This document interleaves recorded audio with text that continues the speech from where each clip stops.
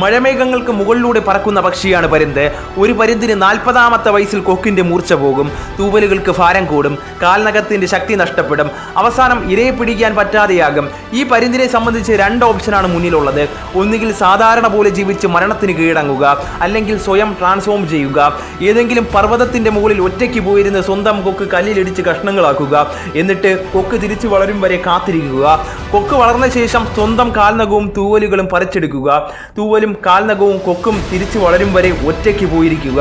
ഇതൊരു പെയിൻഫുൾ ആയിട്ടുള്ള പ്രോസസ്സാണ്. പട്ടിണിയും വേദനയും സഹിക്കേണ്ടി വരുന്ന കാലഘട്ടം. പക്ഷേ കുറച്ച് നാളുകൾക്ക് ശേഷം ഈ കൊക്കും കാൽനഖവും തൂവലുകളും തിരികെ വളരും. തിരികെ വളർന്ന ശേഷം ഈ പരുന്ത് 70 വർഷം വരെ ജീവിക്കും, ആകാശത്ത് രാജാവായി തന്നെ.